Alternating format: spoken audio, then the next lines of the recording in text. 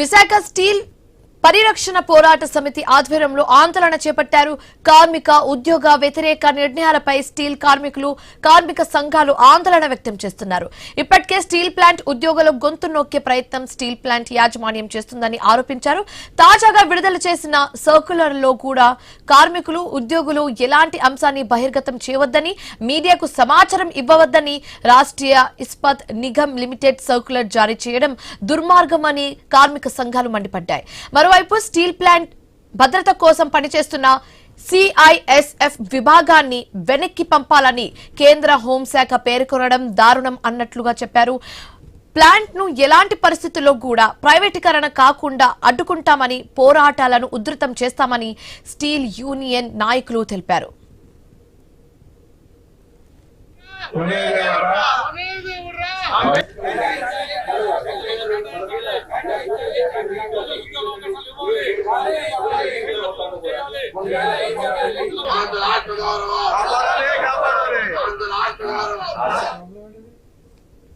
Right, complete details మా correspondent రాజు అందిస్తారు. రాజు, ఏదైతే విశాఖపట్నంలో ఉత్తరాంధ్రకి తలమానికంగా ఉన్నటువంటి విశాఖ స్టీల్ ప్లాంట్ ప్రైవేటీకరణకి వ్యతిరేకంగా పోరాటాలు చేస్తున్నటువంటి కార్మిక సంఘాల నాయకులు మరోసారి రోడ్డెక్కారు. ఈ రోజు జీవీఎంసీ గాంధీ విగ్రహం వద్ద అయితే ఆందోళన చేపట్టారు. స్టీల్ ప్లాంట్ పరిరక్షణ పోరాట సమితి ఆధ్వర్యంలో సిఐటియు, ఏఐటియుసి, ఐఎన్టీయూసి ఇతర కార్మిక సంఘాల నాయకులందరూ కూడా జీవీఎంసీ గాంధీ బొమ్మ దగ్గర అయితే ఆందోళన వ్యక్తం చేశారు. ఇటీవల కాలంలో ప్రైవేటీకరణకు అడుగులు వేస్తూ కూడా కొన్ని కేంద్ర ప్రభుత్వం నిర్ణయాలు తీసుకుంటుందంటూ కూడా ఆందోళన చేస్తున్న నేపథ్యంలోనే తాజాగా గత 10 రోజుల క్రితం కూడా ఒక కొత్త సర్క్యులర్ అయితే జారీ చేయడం జరిగింది. దీని మీద మరింత ఆందోళన అయితే వ్యక్తం చేస్తున్నారు.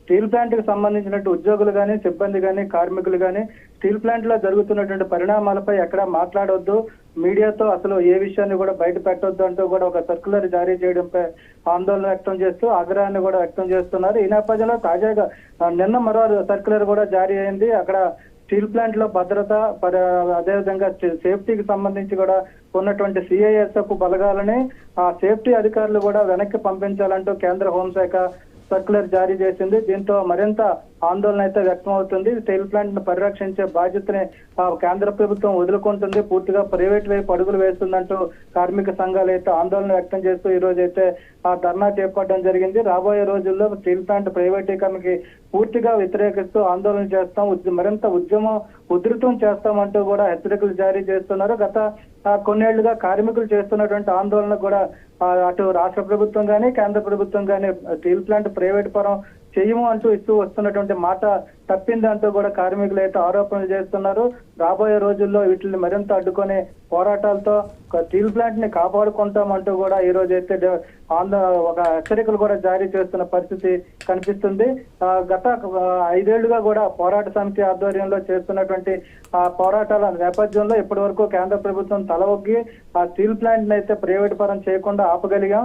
ఇప్పుడు ఎలాంటి నిర్ణయం తీసుకున్నా మరింత పోరాటాన్ని ఉధృతం చేస్తాము అని చెప్పి తీవ్రమైనటువంటి హెచ్చరికలు జారీ చేస్తున్న నేపథ్యంలో ఆ స్టీల్ ప్లాంట్ కాపాడుకునేందుకు అవసరమైతే ప్రాణార్పణలు కూడా సిద్ధంగా ఉన్నామంటూ కార్మికులు, కార్మిక సంఘాల నాయకులు తెలియజేస్తున్న పరిస్థితి కనిపిస్తుంది. Shivani, right, thanks for the updates రాజు.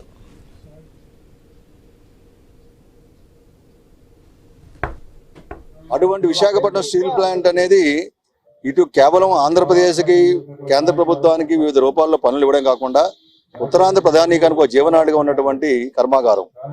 ఈ కర్మాగారాన్ని ప్రైవేట్ పరం చేయాలని చెప్పేటువంటిది 2021 జనవరి 27వ తేదీ ఏదైతే నిర్ణయం తీసుకున్నారో ఆ నిర్ణయాన్ని వ్యతిరేకిస్తూ నేటి వరకు కూడా పెద్ద ఎత్తున విశాఖపట్నం మొదలుకొని జాతీయ స్థాయి వరకు అనేక రకాలైనటువంటి ఆందోళనలన్నీ కూడా చేస్తూ ముందుకు సాగుతున్నాం.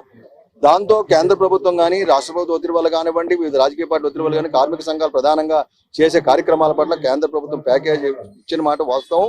ఆ ప్యాకేజ్ ఇవ్వడం, దాన్ని ఆమోదించే కార్యక్రమాలు చేసాం. కానీ ప్యాకేజ్ ఇచ్చిన తర్వాత ఆ ప్యాకేజీని తనకు బహిర్గతం చేయకుండా, అందులో ఉన్న వివరాలు కూడా బయట పెట్టకుండా కార్మిక వర్గాన్ని అంతా కూడా సుమారు 6,000 మంది కాంట్రాక్ట్ కార్మికులను బయటపెట్టి బలవంతంగా 2,000 మంది కార్మికులను బయటకు పంపించేసి 2008 తర్వాత ఎవరైతే కార్మికులు జాయిన్ అయ్యారో వారికి ఎటువంటి ఆర్థిక ప్రయోజనాలు ఇవ్వకుండా, ఎటువంటి వేజ్ రివిజన్ లేకుండా ఈరోజు చాలా రకరకాలటువంటి కష్ట నష్టాలు ఎదుర్కొంటున్నారు.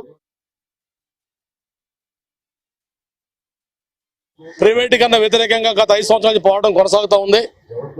ఈ రోజుకి ప్రైవేటీకరణ వెనక తీసుకోలేదు, సొంతకాలను కేటాయించలేదు, సేల్లో కలపలేదు, కాపాడమని చెప్పేసి పెద్దలు చెప్తా ఉన్నారు. ఒక పక్క 2,000 మంది ఉద్యోగులు VRS ఇచ్చి బయటికి నెట్టేశారు, 1000 మంది రాజీనామా చేసి వెళ్ళిపోయారు, 3,000 మంది రిటైర్ అయిపోయారు, కాంట్రాక్ట్ కార్మికులు 6,000 మంది తొలగించారు బలవంతాన. ఈ నేపథ్యంలో ఎక్విప్మెంట్ చేయాల్సిన సాయం కూడా గత మార్చిలో కుమారస్వామి గారు 8,000 కోట్ల రూపాయలు ఇస్తామని చెప్పి ఆ 8,000 కోట్ల రూపాయల్లో 5 మాసాలు అయినప్పటికీ కూడా 8 రూపాయలు కూడా ఇయ్యలేదు. అలాగే ఉద్యోగులకి HRA విషయంలో కానీ, జీతాల విషయంలో కానీ, VRS విషయంలో కానీ, రిటైర్మెంట్ విషయంలో కానీ 900 కోట్ల రూపాయల బకాయిలు ఉన్నారు. అంటే ఉద్యోగులు బకాయిలు ఇవ్వక, రా మెటీరియల్ డబ్బులు ఇవ్వక, ఎక్విప్మెంట్ డబ్బులు ఇవ్వక ప్లాంట్ కాపాడమని ఏ విధంగా చెప్తారని మేము అడుగుతా ఉన్నాం.